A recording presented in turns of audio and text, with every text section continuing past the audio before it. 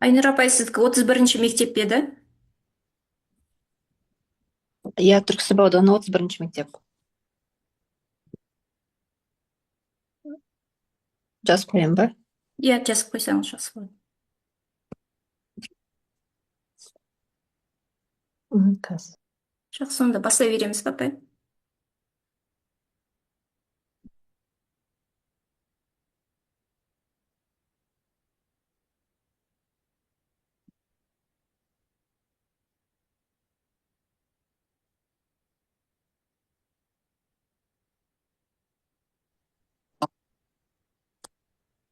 Қайырлы күн, әріптестер. Сәлемет.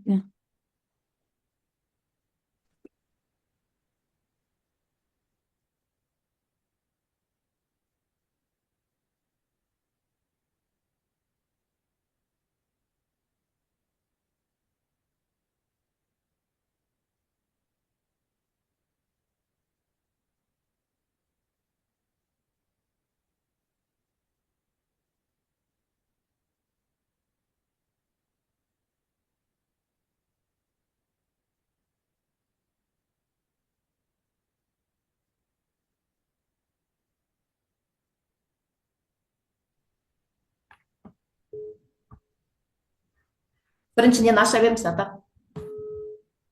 Менен ашылмай тұр, сізде екен ғой, достым.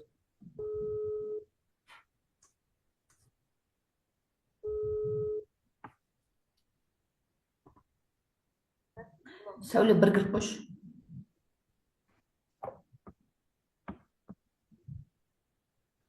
Ардақ апай, аша беріңіз.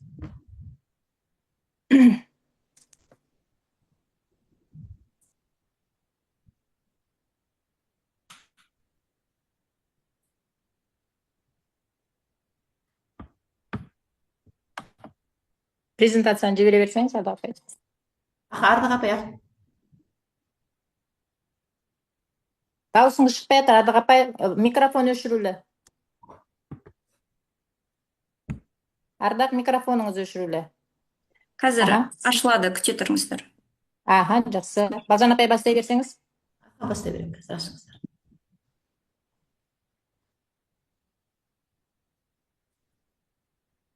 Қайырлы күн, құрметті әріптестер. Бүгінгі біздің нөмірі 86-шы мектеп Алматы қаласы бойынша өткізілетін вебинарымызға қош келдіңіздер, әріптестер. Күндеріңізге сәттілік.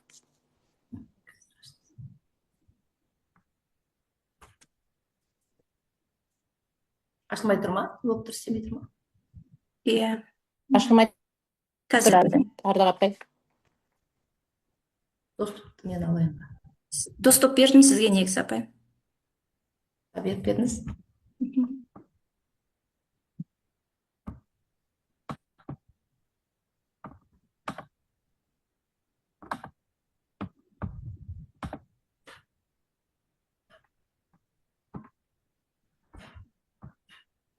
Көрінді ғой, иә? Көрінбеді. Менің көрініп тұр уже. Менікі. Көрінді. Ал, саламатсыздар ма, құрметті әріптестер, құрметті қонақтар. Алматы қаласы бойынша 2025-2026 оқу жылында педагог зерттеуші санатына тапсыратын, растайтын педагогтардың педагогикалық тәжірибесін тарату вебинарына қош келдіңіздер. Бүгінгі вебинарымыздың тақырыбы заманауи сабақ, педагогикалық тәжірибе, шығармашылық, тиімділік, нәтиже. Мақсаты педагогтың авторлық тәжірибесін, тиімді әдіс тәсілдерін әріптестерімізбен бөлісе отырып, білім сапасын арттыруға ықпал ету. Міндеттері: мұғалімнің озық тәжірибесін насихаттау және тарату. Оқу тәрбие үдерісіндегі тиімді әдістерді ұсыну. Педагогтар арасында кәсіби ынтымақтастық орнату. Оқушы құзыреттілігін дамытуға бағытталған тәсілдерді таныстыру. Бүгінгі тәжірибе тарату тақырыбында сөз сөйлейтін мұғалімдер: бастауыш сынып мұғалімі Көшкенбаева Балжан Өксікбаевна, Даудова Бақыт Берікболовна, ағылшын тілі пәні мұғалімі, Құлмағанбетов Әділбек Испанович, музыка пән мұғалімі, Жүсіпбекова Ардақ Болатбековна, ағылшын тілі пән мұғалімі, Шомантаева Лиза Нұрмахановна, математика пәні мұғалімі. Құрметті әріптестер, олай болса, бірінші сөзді бастауыш сынып мұғалімі Көшкімбаева Балжан Өксікбаевна бастайды. Шығарып сіз менің бере беріңіз.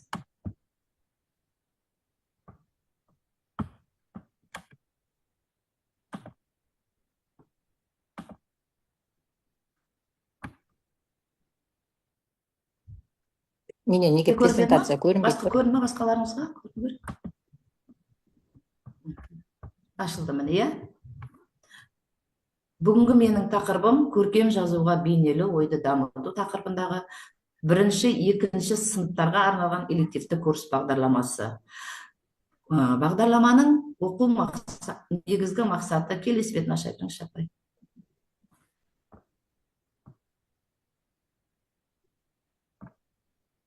Келесі беті. Ашылмай жатыр ма? Ардақ апай.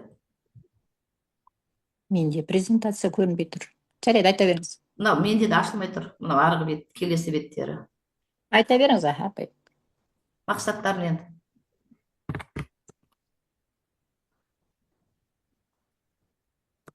Ардақ апай, микрофоныңыз өшіп тұр.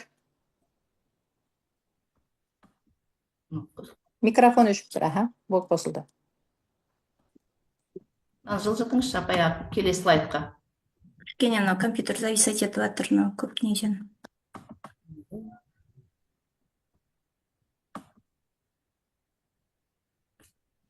Телефоннан кірсе, телефон.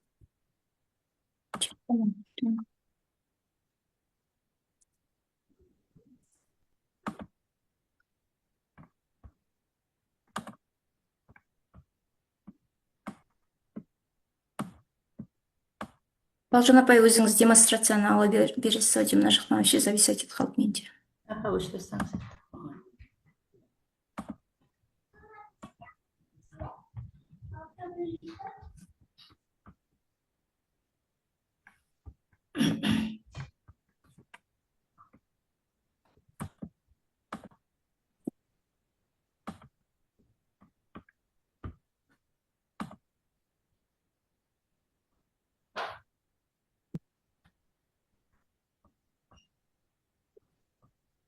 Былай істеп тұр, ішінде істеп кететін. Қазір мен ашып жатырмын.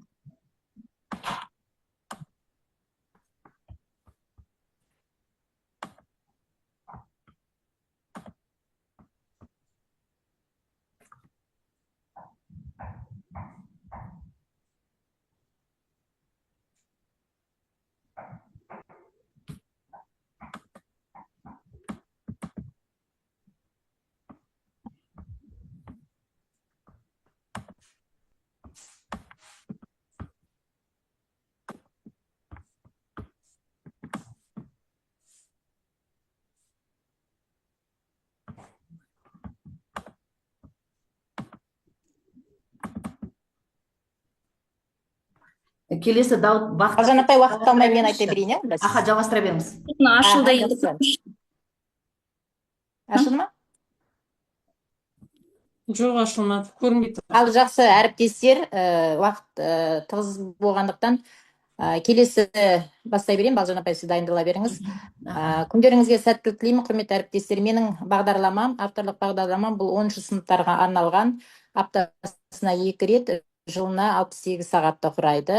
Бұл жерде медиа сауаттылық, яғни қазіргі заманауи өмірге байланысты жазылған.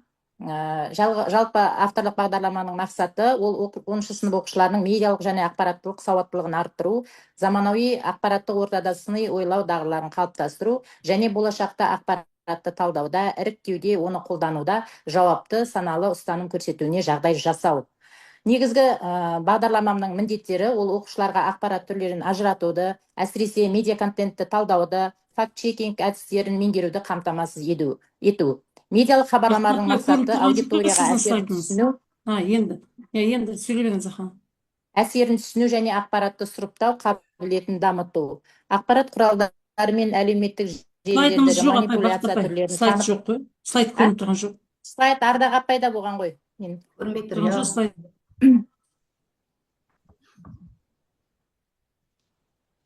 Қазір слайд қоса берейін, мен айта берейін, иә? Жалпы ақпарат құралдары мен әлеуметтік желілердегі манипуляция түрлерін танып білуге үйрету, цифрлық ортада жеке деректі ету.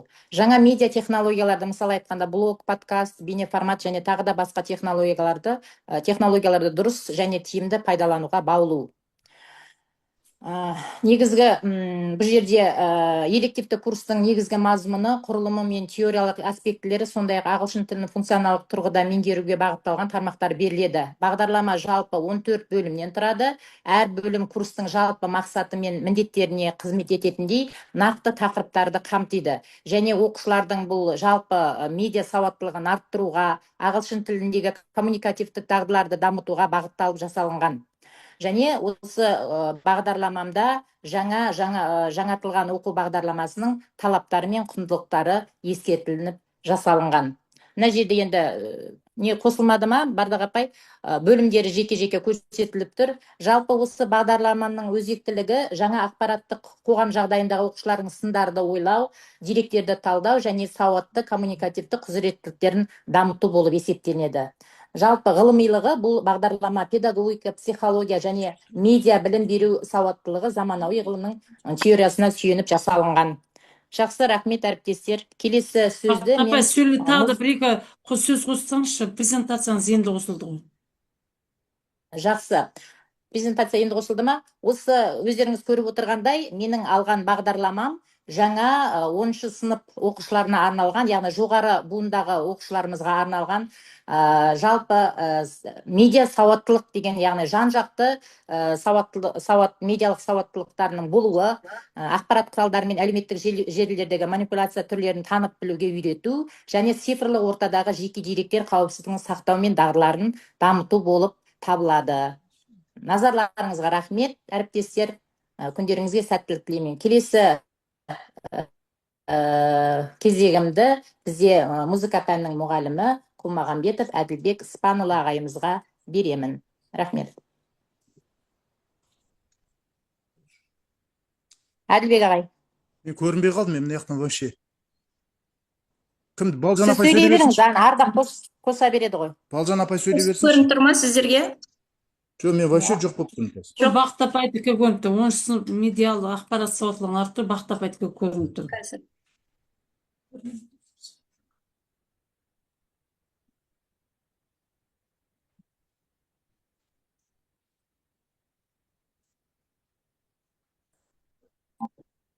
Менде презентация мүлдем көрініп тұрған жоқ.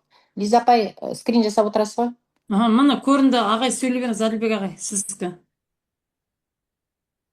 Мен кіремай жатырмын ғой. Мен мына жақта неғып тұрып, өзімді көрмей отырмын мен. Жоқ, сіз өзіңіз көрмеуге маңыз емес, сіздің Бізге көрініп тұрса сөйлей беріңіз. сөйлей берсеңізші, сіздің бағдарламаңыз басталып кетті, мақсаты, міндеттері. Айта беріңіз. Міне енді шықты. Қайырлы күн, қадірменді әріптестер. Бағдарламаның, яғни менің бағдарламам саз дәуен, вокалдық өнер.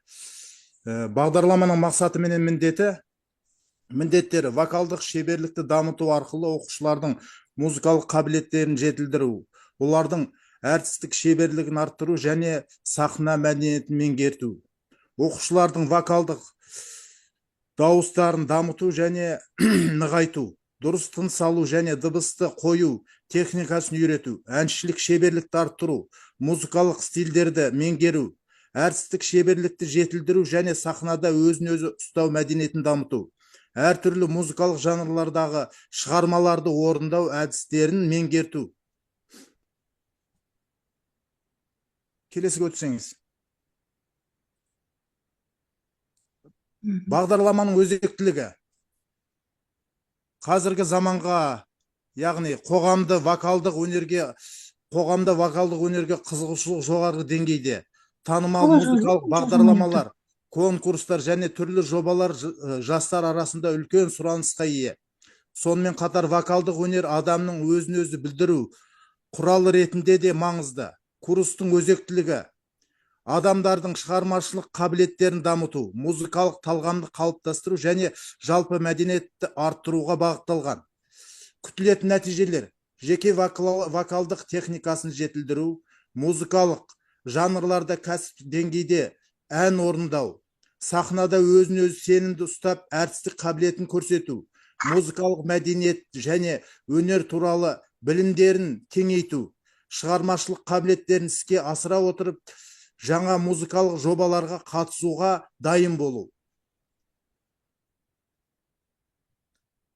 Вокалдық өнердің негіздері, яғни дикция және артикуляция, дұрыс тыныс алу техникасы, дауыс аппараттарының құрылымы, дыбысты дұрыс қою және резонанс.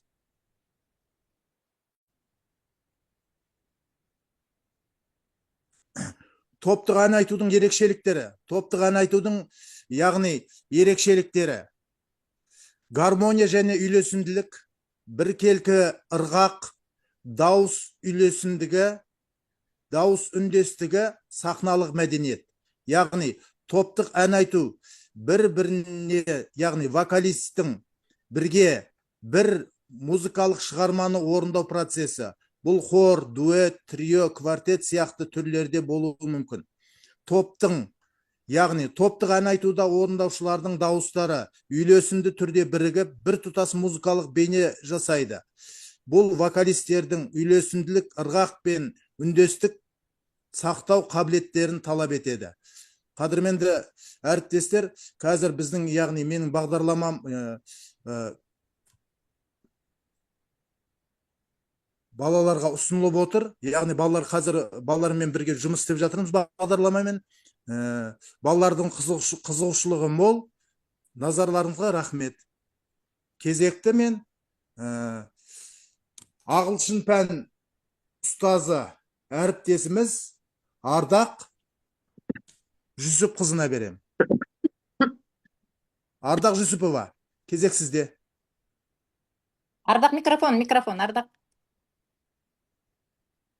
Ардақ, микрофоныңыз өшіп тұр. Интернет ұстамай қалды. Лиза апай, сіз не қыла берсеңізші, Ардақ неғанша. Уақыт болып кетеді. Жақсы.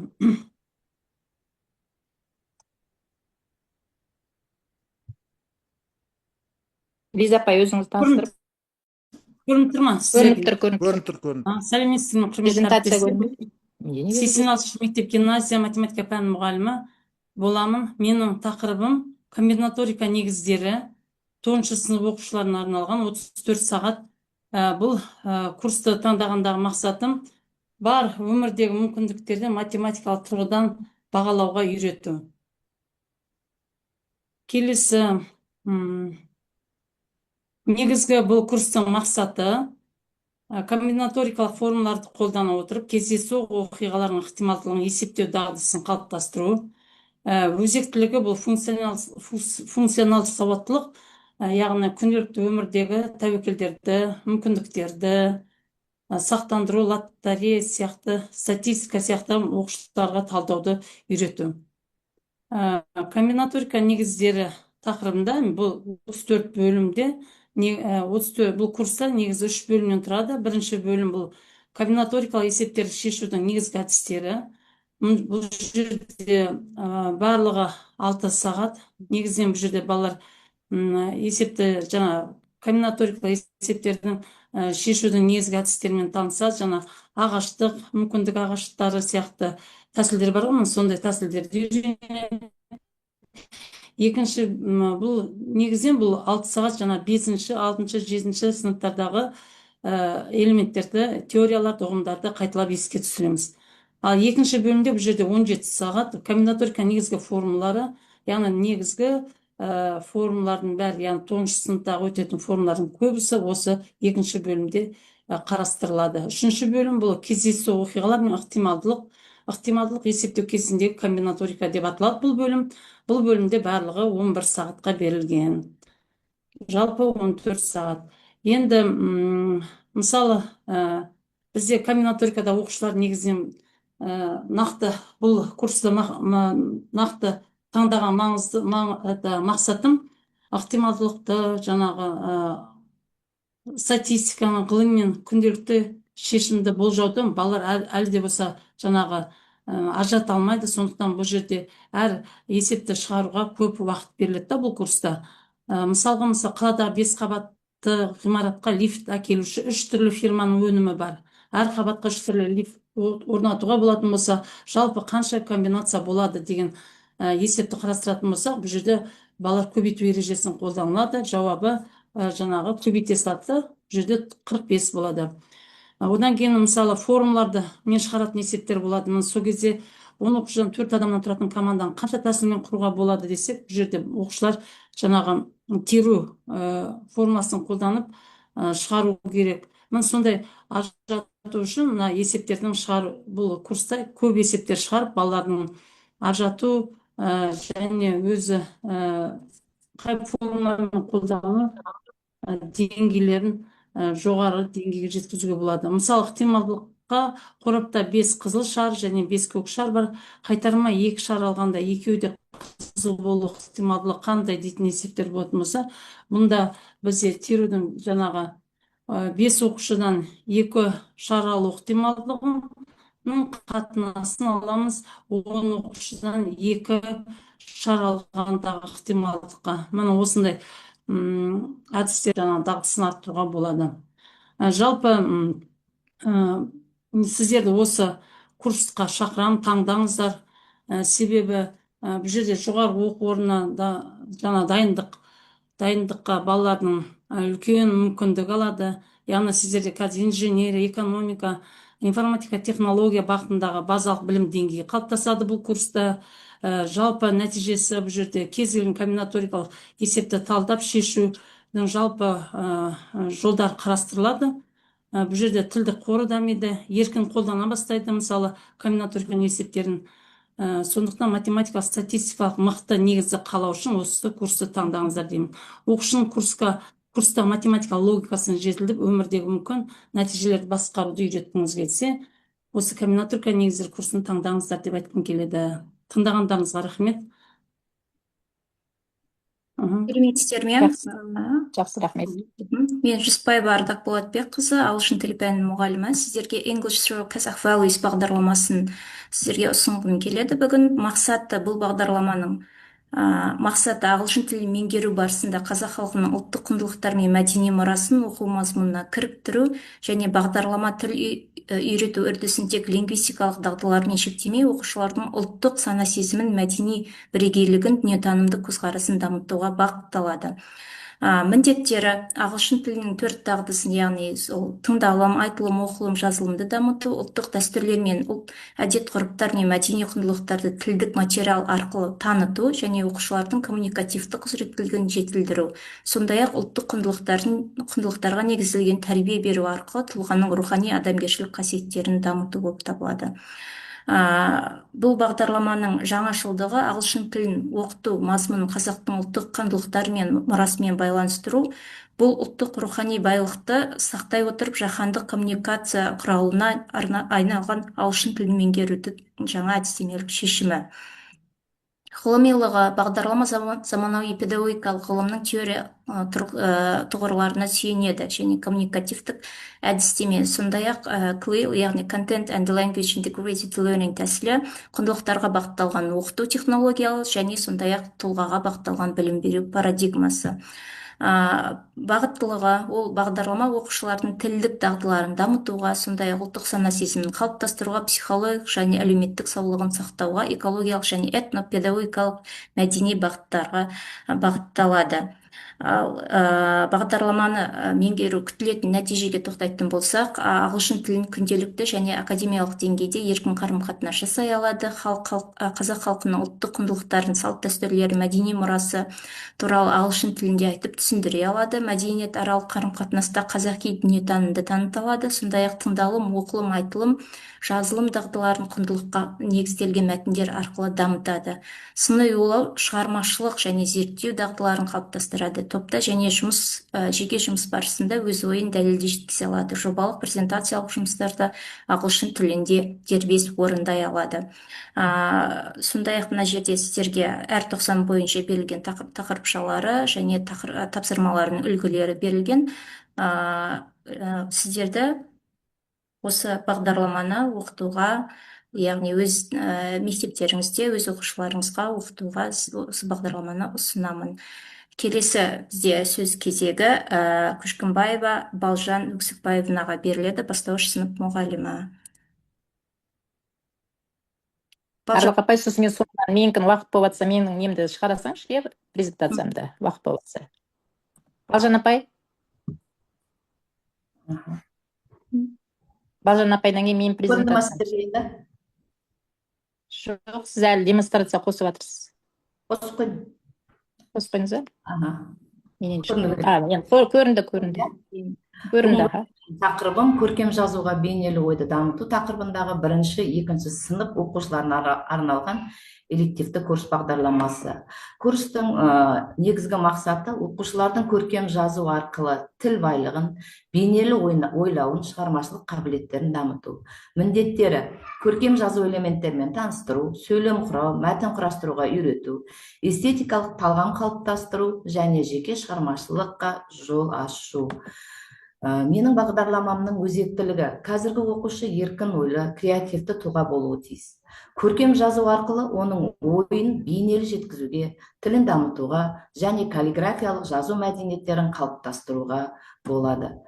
Енді бұл жерде бағдарламада пайдаланатын ойын әдістері. Яғни ойын әдістері балаға не береді? Оқушыны білімге бірдей жетелеу үшін өз мүмкіндігіне сәйкес сабақты меңгерту, тілін, ой ұшқырлығын дамыту, өзіндік пікірін айтуға жағдай жасау, еркін шығармашылыққа жетелейтін пәнге қызығушылығын арттыратын әдістердің бірі бұл ойын түрлері. Яғни ол қандай ойындар? Лексикалық, морфологиялық, грамматикалық ойындар болып есептеледі. Яғни біз лексикалық ойындарда қандай ойындар ойната аламыз? Сөздік қорын дамыту арқылы оларды артық сөздік тап, я болмаса синонимдер жарысы деген ойындарды пайдаланамыз. Фонетикалық ойындарда дыбыс буынымен жұмыс жасай отырып, қай дыбыстан басталады, сөзді буынға бөл деген ойындарды қолдануға болады. Сонымен бірге менің курсымда морфологиялық ойындарға, бұл жерде сөз құрамына талдау, яғни сөз құрастыру, жұрнақты тап, грамматикалық ойындарға сөйлем және сөйлем мүшелерімен жұмыс жасай отырып, сөйлемді толықтыр, сөйлем мүшесін тап деген тақырыптар өте оқушыларды қызықтырады деп ойлаймын. Бұл жерде енді оқыту әдістері: ойлан, жаз, бөліс әдістерін, сурет бойынша әңгіме құрастыру, эмоциямен жазу, көркем сөйлеу, көркем жаз, жазу үлгілеріне берілетін тапсырмалар: әдемі әріп жазу, өлең жолдарын көркем көшіру, сезімге негізделген әңгіме жазу болып табылады. Сонымен бірге бұл бағдарламада негізгі күтілетін нәтиже, яғни оқушылар дұрыс, сауатты, көркем жазады, өз ойын көркем тілмен жеткізе біледі, мәтін құрауда бейнелі сөздерді қолдана алады, эмоциясын, көзқарасын жазу арқылы білдіре алады. Міне, құрметті бастауыш сынып мұғалімдері, осы жерде отырған қонақтар, бұл бағдарламаны барлықтарыңызға өз тәжірибелеріңізге қолдануда ұсыныс айтамын. Енді келесі жаңа Бақыт апай, сізге сөз тыңдағандарыңызға көп рахмет.